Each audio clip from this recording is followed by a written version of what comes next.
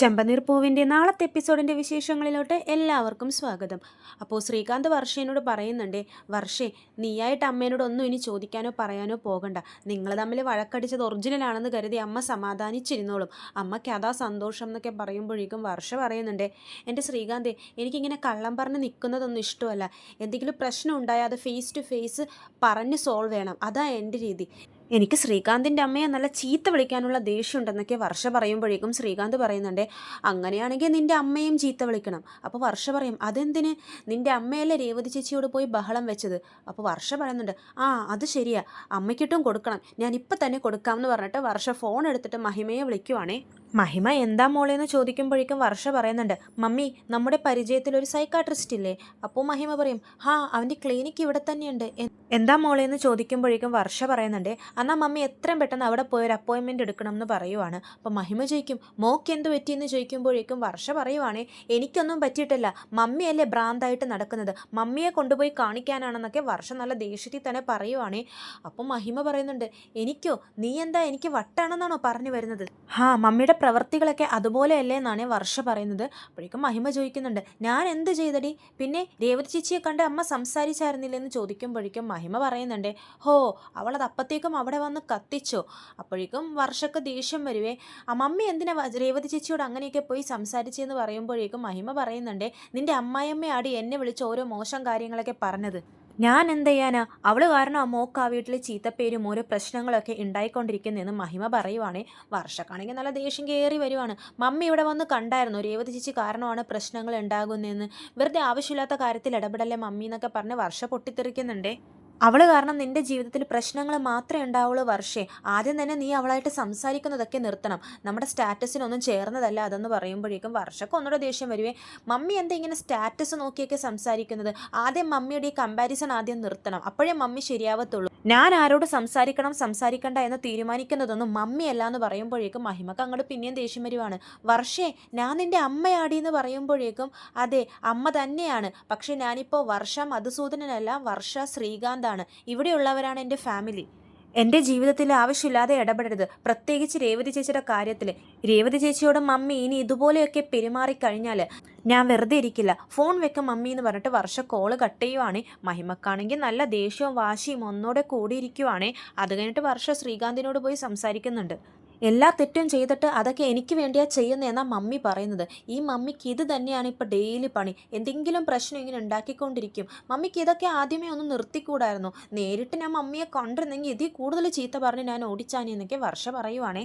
ശ്രീകാന്ത് ഒന്നും മിണ്ടാതെ കേട്ടോണ്ടിരിക്കുവാണ്. അപ്പോൾ വർഷ ചോദിക്കുന്നുണ്ട്, ഞാൻ ചെയ്തതിൽ തെറ്റൊന്നുമില്ലല്ലോ ശ്രീകാന്തേ, അമ്മയെ ചീത്ത പറഞ്ഞതിൽ പ്രശ്നമൊന്നുമില്ലല്ലോ, കറക്റ്റായിട്ടുള്ള കാര്യങ്ങളൊക്കെ തന്നെയല്ലേ പറഞ്ഞെന്നൊക്കെ ചോദിക്കുമ്പോഴേക്കും ശ്രീകാന്ത് പറയുന്നുണ്ട്, ഇതിൽ ഞാൻ എന്ത് പറയാനാ, നീ നിൻ്റെ മമ്മിയോട് സംസാരിക്കുന്നു, വഴക്കിടുന്നു, പ്രത്യേകിച്ച് എനിക്കൊന്നും പറയാനില്ല എന്ന് പറയുമ്പോഴേക്കും വർഷ പറയുന്നുണ്ട്, എന്താ ശ്രീകാന്ത് ഇത്, ഇത്ര നേരം ഞാൻ നിൻ്റെ അമ്മയെ കുറ്റം പറഞ്ഞുകൊണ്ടിരിക്കുമായിരുന്നു, ഞാനോർത്തു അതിന് പകരം നീ എൻ്റെ അമ്മയും കുറ്റം പറയുമെന്ന്. ഞാൻ എന്തിനാ വർഷ നിൻ്റെ അമ്മയെ വഴക്കൊക്കെ പറയുന്നത്, നീ നിൻ്റെ അമ്മയെ ചീത്ത പറയുന്നതിൽ ഞാൻ എന്തിടപെടാനെന്നൊക്കെ പറയുമ്പോഴേക്കും വർഷ പറയുന്നുണ്ട്, ശ്രീകാന്ത് കൊള്ളാലോ, ഇപ്പോൾ സേഫ് ഗെയിം കളിക്കുവാണോ എന്ന് പറയുമ്പോഴേക്കും ശ്രീകാന്ത് പറയുന്നുണ്ട്, പിന്നെ അല്ലാതെ ഇപ്പം ഞാൻ എന്തെങ്കിലും നിൻ്റെ അമ്മേനെ പറഞ്ഞു കഴിഞ്ഞാൽ കുറച്ച് നാൾ കഴിഞ്ഞ് നിങ്ങൾ അമ്മയും മകളും തമ്മിൽ കൂടും, അത് കഴിയുമ്പോഴേക്കും നീ അന്ന് അങ്ങനെ പറഞ്ഞില്ലേ ഇങ്ങനെ പറഞ്ഞില്ലേ എന്ന് പറഞ്ഞ് എനിക്ക് തലവേദന ആയിരിക്കും വർഷേ, അതിലും ഭേദം ഞാൻ മിണ്ടാതിരിക്കുന്നതല്ലേ എന്ന് ശ്രീകാന്ത് ചോദിക്കുവാണേ. കൊള്ളാലോ, നീ ഇപ്പം നല്ലൊരു ഹസ്ബൻഡ് മെറ്റീരിയലായിട്ട് മാറിക്കൊണ്ടിരിക്കുകയെന്ന് വർഷം നല്ല തമാശയൊക്കെ പറയുവാണേ. പിന്നെ കാണിക്കുന്നത് സച്ചി ഒരാളെയും കൊണ്ട് ഓട്ടം പോവാണേ. അപ്പോൾ അയാൾ ചോദിക്കുന്നുണ്ട് ബാക്കിലിരുന്ന്, സാർ നമ്മൾ പറഞ്ഞ സമയത്ത് തന്നെ എത്തില്ലേന്ന് ചോദിക്കുമ്പോഴേക്കും സച്ചി പറയും, ഞാൻ കറക്റ്റ് സമയത്ത് എത്തിക്കാൻ സാർ, എന്താ ഫിലിമിന് പോവാണോ എന്ന് ചോദിക്കുമ്പോഴേക്കും അയാൾ പറയുന്നുണ്ട്, ഫിലിമിനൊന്നുമല്ല, ഞാൻ പെണ്ണ് കാണാൻ വേണ്ടി പോവാന്ന് ഭയങ്കര നിരാശയെ പറയുവാണേ. ഓഹോ, ഇതെന്താ പെണ്ണ് കാണാൻ ഒറ്റയ്ക്ക് പോകുന്നത്, വീട്ടുകാരും വരുന്നില്ലേ? അവരൊക്കെ നേരത്തെ പോയി, വിഷമിക്കേണ്ട സാർ, ഞാൻ കറക്റ്റ് സമയത്ത് എത്തിച്ചോളാം, സാറിൻ്റെ കല്യാണം എന്തായാലും നടക്കും എന്നൊക്കെ പറയുമ്പോഴേക്കും അയാൾ പറയുന്നുണ്ട്, അതെന്തെങ്കിലും ആവട്ടെ, ഞാൻ തന്നെ ഭയങ്കര ടെൻഷനിലാന്ന് പറയുമ്പോഴേക്കും സച്ചി പറയുന്നുണ്ട്, ടെൻഷനോ എന്തിന്, കല്യാണം കഴിക്കണോ വേണ്ടയോ എന്നുള്ളൊരു ആലോചനയില്ല, എനിക്കിങ്ങനെ ഫ്രീ ആയിട്ട് നടക്കാനാണ് ഇഷ്ടം എന്നൊക്കെയാണ് അയാൾ പറയുന്നത്. അപ്പോൾ സച്ചി പറയുന്നുണ്ട്, അങ്ങനെയാ, ഞാനും കല്യാണത്തിന് മുമ്പ് അങ്ങനെയായിരുന്നു, ഇങ്ങനെ കല്യാണമൊന്നും കഴിക്കുന്നത് എനിക്കും ഇഷ്ടമല്ലായിരുന്നു, പക്ഷേ കല്യാണം കാണാൻ പോയവൻ കല്യാണം കഴിച്ചു എന്ന് കേട്ടിട്ടില്ലേ, അതുപോലെയായിരുന്നു എൻ്റെ അവസ്ഥ എന്നൊക്കെ സച്ചി പറയുവാണേ. അപ്പോൾ അയാൾ ചോദിക്കുന്നുണ്ട്, ഹോ അപ്പോൾ നിങ്ങൾ ഇഷ്ടപ്പെടാതെയാണോ കല്യാണം കഴിച്ചത്? അപ്പോൾ സച്ചി പറയും, ആദ്യം ഇഷ്ടമല്ലായിരുന്നു, പക്ഷെ ഇപ്പം എനിക്ക് ഇഷ്ടമാണെന്നൊക്കെ പറയുവാണേ. അപ്പോൾ അയാൾ ചോദിക്കുന്നുണ്ട്, ഓ അപ്പോൾ കല്യാണത്തിന് ശേഷം ജീവിതം സന്തോഷമായിരിക്കും എന്നാണോ നിങ്ങൾ പറഞ്ഞു വരുന്നത്? എനിക്ക് അത് ആലോചിച്ചിട്ടായിരുന്നു ടെൻഷൻ. കല്യാണം കഴിഞ്ഞ് കഴിഞ്ഞാൽ എൻ്റെ ജീവിതം എങ്ങനെയായിരിക്കും, നല്ലതായിരിക്കും മോശമായിരിക്കും ആലോചിച്ചിട്ട് മൊത്തം ടെൻഷനായിരുന്നു. വീട്ടുകാർക്കാണെങ്കിലും എനിക്ക് 30 വയസ്സായി, ഇനി എപ്പോൾ കെട്ടാനാന്നുള്ള ഒരേ പ്രഷറാണ്. അതുകൊണ്ടാണ് ഈ കല്യാണം ഇപ്പം ഞാൻ പെണ്ണ് കാണാൻ വേണ്ടി പോകുന്നതെന്നൊക്കെ അയാൾ പറയുവാണേ. അപ്പോൾ സച്ചി പറയുന്നുണ്ട്, കല്യാണം കഴിക്കേ സാർ, എന്തിനാ ഇങ്ങനെ പേടിക്കുന്നേ? ഇപ്പോൾ ഒരു കാട്ടിൽ നമുക്ക് പക്ഷികളെ മറ്റും കാണണമെന്നുണ്ടെങ്കിൽ നമ്മൾ പോകണം, അല്ലാതെ അവിടെ മൃഗം ഉണ്ടെന്ന് പറഞ്ഞ് പേടിച്ചൊന്നും ഇരിക്കരുത്. കല്യാണം കഴിക്കേ, അതും ഒരു തരത്തിലൊരു എക്സ്പീരിയൻസ് അല്ലേ എന്നൊക്കെ സച്ചി പറയുവാണേ. എങ്ങനെയുള്ള പെണ്ണാ നമ്മുടെ ജീവിതത്തിലോട്ട് വന്നു കയറുന്നതെന്ന് പറയാൻ പറ്റില്ലല്ലോ എന്ന് പറയുമ്പോഴേക്കും സച്ചി പറയുന്നുണ്ട്, അത് ശരിയാ, ചിലപ്പോൾ വന്നു കയറുന്ന പെണ്ണൊരു മഹാലക്ഷ്മി ആയിരിക്കും, അല്ലെങ്കിൽ ഒരു യക്ഷി ആയിരിക്കും എന്നൊക്കെ സച്ചി പറയുവാണേ. അപ്പോൾ അയാൾ ചോദിക്കുന്നുണ്ട്, നിങ്ങളുടെ ഭാര്യ എങ്ങനെയാ? അപ്പോൾ സച്ചി പറയും, അവൾ ചില സമയത്ത് മഹാലക്ഷ്മിയാ, ചില സമയത്ത് അവൾ യക്ഷിയാന്നൊക്കെ പറഞ്ഞ് ചിരിക്കുവാണേ. അവൾ എനിക്ക് വേണ്ടി എല്ലാം ചെയ്തു തരും, എന്നെ നല്ലോണം സ്നേഹിക്കുന്നുണ്ട്, എല്ലാ കാര്യങ്ങളും നോക്കിയും കണ്ടും ചെയ്യും. പക്ഷേ ചില സമയത്തൊരു ചെറിയ കാര്യം കിട്ടിയാൽ മതി, എൻ്റെ പൊന്നോ യക്ഷിയെ പോലെ അവൾ തുള്ളുന്നതെന്നൊക്കെ പറയുവാണേ. അപ്പോഴേക്കും അയാൾ പറയുന്നുണ്ട്, ഇപ്പോൾ ഞാൻ പെണ്ണ് കാണാൻ പോണോ അതോ വേണ്ടയോ എന്നൊക്കെ ചോദിക്കുവാണേ. മൊത്തം കൺഫ്യൂഷൻ ആയല്ലോ എന്നൊക്കെ പറയുമ്പോഴേക്കും സച്ചി പറയും, എന്തിനാ കൺഫ്യൂഷൻ, കല്യാണം കഴിക്കുക സാർ. ഇപ്പോൾ നീന്തൽ പഠിക്കണം എന്നുണ്ടെങ്കിൽ നമ്മൾ അവിടെ നോക്കി നിന്നിട്ട് കാര്യമില്ലല്ലോ, വെള്ളത്തിലോട്ട് ഇറങ്ങണം. അതുപോലെ തന്നെയാണ് കല്യാണം, ഒരു ജോളി ആയിട്ടുള്ള യാത്രയാണ്. സാറ് കല്യാണം കഴിക്കുക, പേടിക്കുകയൊന്നും വേണ്ട, ടെൻഷനും വേണ്ട എന്നൊക്കെ പറയുവാണേ. അപ്പോഴേക്കും സച്ചിക്ക് ഒരു കോൾ വരുവാണേ. ആ കോൾ അറ്റൻഡ് ചെയ്യാൻ പോകുമ്പോഴേക്കും ഒരു വളവിൻ്റെ അവിടെ വെച്ച് നമ്മുടെ രേവതി സച്ചിയുടെ വണ്ടിയുടെ മുമ്പിലോട്ട് ചാടുവാണേ. അപ്പോൾ തന്നെ രേവതി നല്ല ഒച്ചെടുക്കുന്നുണ്ട്, എന്താടോ തനിക്ക് നോക്കി വണ്ടി ഓടിച്ചൂടെ എന്നൊക്കെ ചോദിക്കുവാണേ. സച്ചി ാണെന്നറിയാം, പക്ഷേ സച്ചിയുടെ പരിചയത്തിലുള്ള ഒരു ഭാവം പോലും കാണിക്കുന്നില്ല. വേറെ ആരെയൊക്കെയോ മുമ്പിൽ വന്ന് ചാടിയ പോലെയാണ് രേവതി ബഹളം വെക്കുന്നത്. സച്ചി കാറിൽ നിന്ന് 1 മിനിറ്റ് എന്ന് പറഞ്ഞ് ഇറങ്ങിയിട്ട് രേവതിയുടെ അടുത്ത് അതുപോലെ തന്നെ ചൂടായി പോവാണേ. എന്താണ് നിങ്ങൾക്ക് കണ്ണ് കണ്ടൂടെ, വളവിലോട്ട് വരുമ്പോഴേക്കും ഹോൺ അടിക്കണം എന്നൊന്നും അറിയാൻ പാടില്ലെന്ന് സച്ചി തിരിച്ചും ചോദിക്കുന്നുണ്ട്. അപ്പോൾ രേവതി പറയുന്നുണ്ട്, നിങ്ങളുടെ വണ്ടിയിൽ എന്താ ഹോണില്ലേ, നിങ്ങൾക്കും ഹോൺ അടിക്കാമല്ലോ എന്നൊക്കെ പറഞ്ഞ് രണ്ടുപേരും പരസ്പരം ആ റോട്ടിൽ നിന്ന് വഴക്കിടുവാണേ. അപ്പോൾ സച്ചിയുടെ കാറിലുള്ള ആൾ ചോദിക്കുന്നുണ്ട്, എന്താ സാർ ഇങ്ങനെയൊക്കെ ബഹളം വെക്കുന്ന ഇവരെന്ന് ചോദിക്കുമ്പോഴേക്കും സച്ചി പറയും, അവരുടെ ഭർത്താവ് ശരിയല്ലാന്ന് തോന്നുന്നു, അതാ ഇങ്ങനെയെന്ന് പറയുമ്പോഴേക്കും രേവതി തിരിച്ചും പറയുന്നുണ്ട്, ഇയാളുടെ ഭാര്യ ഒരു പാവമായിരിക്കും, ഒന്നും തിരിച്ച് ചോദിക്കുന്നുണ്ടാവില്ല, അത് ഇയാൾക്ക് ഇത്ര അഹങ്കാരം എന്നൊക്കെ പറയുവാണേ. അപ്പോഴേക്കും സച്ചി പറയും, ദേ എൻ്റെ ഭാര്യേനെ എന്തെങ്കിലും പറഞ്ഞാലുണ്ടല്ലോ. അപ്പോൾ രേവതി പറയും, എൻ്റെ ഭർത്താവിനെ പറഞ്ഞാൽ എൻ്റെ സ്വഭാവം മാറും എന്നൊക്കെ പറയുവാണേ. നോക്കിയും കണ്ടും വണ്ടി ഓടിക്കണം, എൻ്റെ കാറിൽ ഇപ്പോൾ സ്ക്രാച്ച് ആയത് കണ്ടോ, എൻ്റെ ഭാര്യ ഇത് കഷ്ടപ്പെട്ട് മേടിച്ചു തന്ന കാറാണെന്നൊക്കെ പറയുമ്പോഴേക്കും രേവതി പറയും, ഈ സ്കൂട്ടറും എനിക്ക് എൻ്റെ ഭർത്താവ് കഷ്ടപ്പെട്ട് മേടിച്ചത് എന്താന്നൊക്കെ പറയുമ്പോഴേക്കും അവിടെ ഒരു ട്രാഫിക് പോലീസ് വരുവാണേ.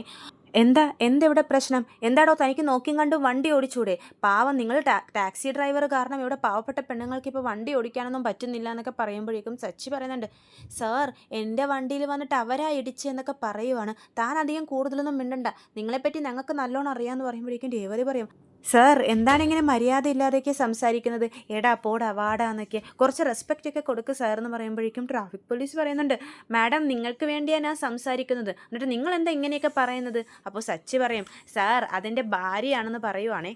എന്തു ഭാര്യയോ, നിങ്ങളുടെ ഭാര്യയും ഭർത്താവും തമ്മിലുള്ള വഴക്കൊക്കെ വീട്ടിൽ വെക്കും, അല്ലാണ്ട് ഇങ്ങനെ നടു റോട്ടിലിട്ട് ട്രാഫിക് ബ്ലോക്ക് അല്ല ഉണ്ടാക്കണ്ടേന്നൊക്കെ പറയുമ്പോഴേക്കും സച്ചി സാർ സോറി സാർ എന്നൊക്കെ പറയുന്നുണ്ട്.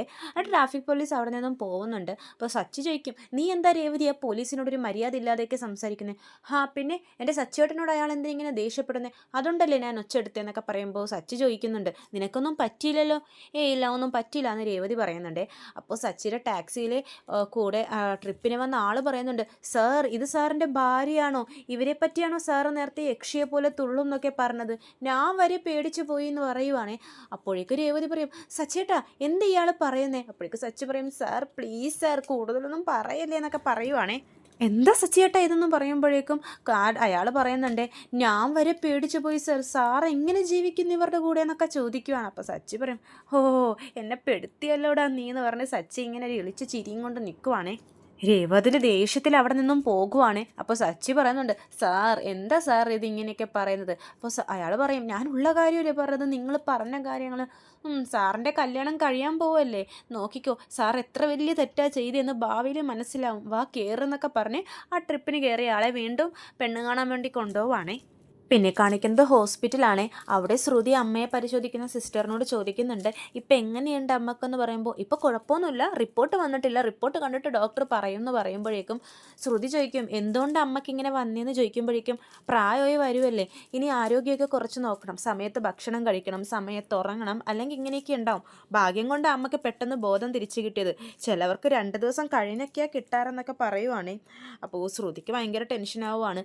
അപ്പോൾ അവർ പറയും, ഇനിയെങ്കിലും അമ്മയുടെ കാര്യത്തിൽ പ്രത്യേകം ശ്രദ്ധിക്കണം കേട്ടോ എന്ന് പറഞ്ഞ് സിസ്റ്റർ പോകാൻ പോകുമ്പോഴേക്കും ശ്രുതി പറയുന്നുണ്ട്, സിസ്റ്ററെ ഞാൻ ഇവിടെ ഇല്ല, നാട്ടിൽ അമ്മയും മോനും മാത്രമേ ഉള്ളൂ, ഞാൻ പുറത്താണ് ജോലി ചെയ്യുന്നത്, ഇവിടെ അമ്മയുടെ കാര്യങ്ങൾ നോക്കാൻ വേണ്ടി ഒരു ഹോം നേഴ്സിനെ വേണമായിരുന്നു, സിസ്റ്ററിൻ്റെ പരിചയത്തിൽ ആരെങ്കിലും ഉണ്ടോ എന്ന് ചോദിക്കുമ്പോഴേക്കും ആ സിസ്റ്റർ പറയുന്നുണ്ട്, ഓ അങ്ങനത്തെ ഒരാളെ കിട്ടാൻ വേണ്ടി പണിയാണ്, വേണമെങ്കിൽ ഞാൻ വീട്ടിൽ പോയി ആൾക്കാരെയൊക്കെ നോക്കുന്നുണ്ട്, മരുന്നും കാര്യങ്ങളൊക്കെ എടുത്തു കൊടുക്കലൊക്കെ ആണെങ്കിൽ ഞാൻ ചെയ്യുമെന്ന് പറയുമ്പോൾ ശ്രുതി പറയുന്നുണ്ട്, അത് മതി, സിസ്റ്റർ ആകുമ്പോൾ അമ്മയുടെ മെഡിക്കൽ ഹിസ്റ്ററിയൊക്കെ അറിയാമല്ലോ, പേയ്മെൻറ്റ് എങ്ങനെയാണെന്ന് പറഞ്ഞാൽ മതി, ഞാൻ ചെയ്യാമെന്ന് പറയുമ്പോഴേക്കും സിസ്റ്റർ പറയും, അതൊക്കെ നമുക്ക് പിന്നീട് സംസാരിക്കാം, മാഡം പുറത്ത് പോയി കുടുംബത്തിന് വേണ്ടി കഷ്ടപ്പെടുവല്ലേ, നിങ്ങളുടെ ബുദ്ധിമുട്ട് എനിക്ക് മനസ്സിലാവും, ഞാൻ നോക്കിക്കോളാം എന്നൊക്കെ പറയുവാണ് ആ സിസ്റ്റർ. അപ്പോൾ ശ്രുതിക്ക് ഭയങ്കര സന്തോഷവും ആശ്വാസമൊക്കെ ആവുന്നുണ്ട്. അമ്മയോട് വന്ന് പറയുന്നുണ്ട്, അമ്മേ ആ സിസ്റ്റർ അമ്മയുടെ കാര്യങ്ങളൊക്കെ നോക്കാമെന്ന് പറഞ്ഞിട്ടുണ്ട്, സമയത്തിന് മരുന്നൊക്കെ തരാമെന്ന് പറഞ്ഞിട്ടുണ്ട്, അമ്മ കഴിക്കണം എന്നൊക്കെ പറയുവാണേ. എന്തിനാ മോളെ വെറുതെ ആവശ്യമില്ലാത്ത ചിലവൊക്കെ, അതൊന്നും വേണ്ടാന്ന് പറയുമ്പോഴേക്കും ശ്രുതി പറയും, അമ്മയെ സിസ്റ്റർ പറഞ്ഞത് കേട്ടില്ലേ, അമ്മയ്ക്ക് ഇനി ഇടയ്ക്കിടയ്ക്ക് ഇങ്ങനെ വരാനുള്ള സാധ്യതകളൊക്കെ ഉണ്ട്, എനിക്ക് എപ്പോഴെപ്പോഴും ഇങ്ങനെ ഓടി വരാനൊന്നും പറ്റില്ലല്ലോ, കുറച്ച് നാളത്തേക്കല്ലേ അമ്മേ, ഞാൻ എല്ലാം ശരിയാക്കിക്കോളാം, അത് കഴിഞ്ഞിട്ട് നിങ്ങളെ ഞാൻ അങ്ങോട്ടേക്ക് മാറ്റും എന്നൊക്കെ ശ്രുതി പറയുവാണേ. അതിനുശേഷം പറയുന്നുണ്ട്, ഇന്നലെ രാത്രി തന്നെ ഞാൻ ലേറ്റായിട്ടാണ് പോയത്, ശ്രുതി അപ്പോഴേക്കും ഉറങ്ങുകയും ചെയ്തു, രാവിലെ ഞാൻ ഇങ്ങോട്ട് ഇറങ്ങി വരികയും ചെയ്തു, ശ്രുതിനോടൊരു വാക്ക് പോലും പറഞ്ഞിട്ടില്ല, ഞാനൊന്ന് ശ്രുതിയെ വിളിച്ചിട്ട് വരാമെന്ന് പറഞ്ഞിട്ട് ശ്രുതിയെ വിളിക്കാൻ വേണ്ടി പോവാണേ. ശ്രുതി ടൈം കടയിലായിരിക്കും, അവിടെ ബിസിനസ്സൊക്കെ ഇങ്ങനെ നോക്കിക്കൊണ്ടിരിക്കുവാണേ. ശ്രുതി വിളിക്കുമ്പോഴേക്കും ശ്രുതി എളുപ്പം ഫോൺ എടുക്കുന്നുണ്ട്, ശ്രുതി നീ ഇതെവിടെയാ, രാവിലെ എഴുന്നേറ്റപ്പോൾ തൊട്ട് നിന്നെ കാണാനുമില്ലല്ലോ, ഇന്നലെ രാത്രിയും കണ്ടില്ല, എവിടെയാ നീ ഇതെന്ന് ചോദിക്കുമ്പോഴേക്കും ശ്രുതി പറയുന്നുണ്ട്, സോറി ശ്രുതി, ഞാൻ രാവിലെ പറഞ്ഞിട്ടിറങ്ങാന്നാണ് ഓർത്തത്, പക്ഷെ ശ്രുതി നല്ല ഉറക്കമായിരുന്നു, അതുകൊണ്ടാണ് ശല്യപ്പെടുത്താതിരുന്നതെന്നൊക്കെ പറയുവാണ്. അപ്പോൾ ശ്രുതി പറയും, ഇന്ന് ബിസിനസ് നല്ല രീതിയിൽ നടന്നു ശ്രുതി, ഒരുപാട് പ്രോഡക്റ്റ് സെയിലായി എന്ന് പറയുമ്പോഴേക്കും ശ്രുതി, ആണോ ശ്രുതി, സന്തോഷം എന്നൊക്കെ പറയുന്നുണ്ട്. എന്താ നീ ഇങ്ങനെ ഒരു സന്തോഷം വാക്കുകളിൽ കാണുന്നില്ലല്ലോ എന്ന് പറയുമ്പോഴേക്കും ശ്രുതി പറയുന്നുണ്ട്, സന്തോഷമുണ്ട് ശ്രുതി. അപ്പോൾ പറയും, അതൊക്കെ ശരി, നീ ഇപ്പം എവിടെയാണെന്ന് ചോദിക്കുമ്പോഴേക്കും ശ്രുതി പറയുന്നുണ്ട്, അത് പിന്നെ ഞാനിപ്പോൾ മീരയുടെ വീട്ടിലാന്ന് പറയുവാണേ. അപ്പോഴേക്കും നമ്മുടെ മീര ഈ ശ്രുതിയുടെ ഷോപ്പിലോട്ട് കയറി വരുവാണേ. ശ്രുതി ചോദിക്കുന്നുണ്ട്, ആ മീരൊക്കെ അവിടെ ഓഫീസിൽ പണിയൊന്നുമില്ലേ, ഇവിടെ എന്തോരം കാര്യങ്ങളുണ്ട് ശ്രുതി, നീ എന്തിനാ എപ്പോഴും അവളുടെ കൂടെ കറങ്ങിക്കൊണ്ടിരിക്കുന്നതെന്ന് ചോദിക്കുമ്പോഴേക്കും ശ്രുതി പറയും, ഒരു അത്യാവശ്യ കാര്യമായി ശ്രുതി, ഞാൻ വന്നിട്ട് പറയാം എന്നൊക്കെ പറയുവാണേ. അപ്പോഴേക്കും ശ്രുതി ഷോപ്പിൽ വന്ന മീരയെ കാണുവാണേ.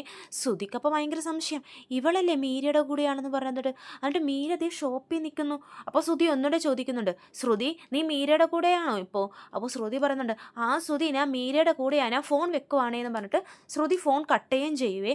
മീരയെ കാണുമ്പോഴേക്കും ശ്രുതിയുടെ സംശയം കൂടുക, ശ്രുതി എന്തിനാ തന്നോട് കള്ളം പറഞ്ഞത്, ഇവളുടെ കൂടെയാണെന്ന് പറഞ്ഞിട്ട് ശ്രുതി പിന്നെ എവിടെയാണെന്നൊക്കെ ശ്രുതിയുടെ മനസ്സിൽ അങ്ങനെ ഒരുപാട് ചോദ്യങ്ങളൊക്കെ വരുവാണേ.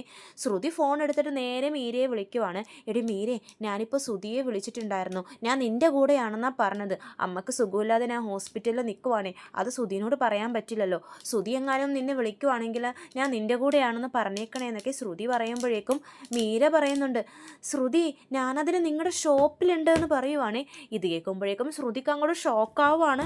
ശ്രുതി എന്നെ തന്നെ നോക്കിയിരിക്കുവാടേന്ന് മീര പറയുന്നുണ്ടേ. അപ്പോൾ ശ്രുതി പറയും, നിന്നോട് ആരാടി ഇപ്പോൾ അങ്ങോട്ടേക്ക് പോകാൻ പറഞ്ഞത്, ഞാനിപ്പോൾ ശ്രുതിയോട് ഈ കാര്യം പറഞ്ഞ് വെച്ചതേ ഉള്ളൂ, നീ എന്നെ നല്ലോണം പെടുത്തിയല്ലോ, ശ്രുതിക്ക് ഇപ്പോൾ ഒരുപാട് സംശയങ്ങളുണ്ടാവും, നിന്നോട് വന്ന് ക്വസ്റ്റ്യൻസ് ചോദിക്കും, നീ ആദ്യം ഫോൺ കട്ട് ചെയ്തിട്ട് അവിടെ നിന്ന് എളുപ്പം ഇറങ്ങാൻ നോക്കുമെന്ന് പറയുവാണ്. അപ്പോഴേക്കും മീര എളുപ്പം ഫോൺ കട്ട് ചെയ്തിട്ട് ഒന്നും അറിയാത്ത പോലെ പോവാണേ. ശ്രുതി പുറകെ വരുന്നുണ്ട് മീരയുടെ. മീരേ ഇതെവിടെ പോവാ, ശ്രുതി എവിടെയെന്ന് ചോദിക്കുവാണേ. അപ്പോഴേക്കും മീര, ശ്രുതി അത് പിന്നെ എന്നെ കാണാൻ വേണ്ടി വന്നായിരുന്നു, അത് കഴിഞ്ഞിട്ട് അവൾ അങ്ങോട്ട് പോയി, ഞാൻ ഇങ്ങോട്ട് വന്നു. അപ്പോഴേക്കും ശ്രുതി പറയും, എന്തൊക്കെയാ പറയുന്നേ, 10 സെക്കൻഡിനുള്ളിൽ ഇതൊക്കെ സംഭവിച്ചോ, അവളെ ഇപ്പം ഞാൻ വിളിച്ച് ഫോൺ വെച്ചേ ഉള്ളൂ, നിൻ്റെ കൂടെയാണെന്നാണല്ലോ പറഞ്ഞതെന്ന് പറയുമ്പോഴേക്കും മീര പറയും, എൻ്റെ കൂടെയോ, അന്നത് വേറെ വല്ല മീര ആയിരിക്കും, ക്ലൈൻറ്റ് മീര ആയിരിക്കും എന്നൊക്കെ പറയുവാണേ. മീരയുടെ പരിങ്ങൽ കാണുമ്പോഴേക്കും ശ്രുതിക്ക് ഏകദേശം കാര്യങ്ങൾ മനസ്സിലാവുന്നുണ്ട്. മീര എന്നിട്ട് അവിടെ നിന്നും പോവുകയാണേ. ശ്രുതിക്ക് ഇങ്ങനെ സംശയം കൂടി നിൽക്കുവാണ്, ശ്രുതി എന്തിനാ എന്നോട് കള്ളം പറഞ്ഞത്, ഇതിലെന്തോ കള്ളത്തരം ഉണ്ടെന്ന് പറഞ്ഞിട്ട് ആണ് നാളത്തെ എപ്പിസോഡ് അവസാനിക്കുന്നത്. ചെമ്പനീർ പൂവിൻ്റെ കൂടുതൽ വിശേഷങ്ങൾ ഞാൻ എൻ്റെ ചാനലിലൂടെ അപ്ലോഡ് ചെയ്യുന്നതാണ്. ചാനൽ സബ്സ്ക്രൈബ് ചെയ്യാത്തവർ സബ്സ്ക്രൈബ് ചെയ്യണം. വീഡിയോ ഇഷ്ടമെങ്കിൽ ലൈക്ക് ചെയ്യാനും മറക്കരുതേ. എല്ലാവർക്കും നന്ദി.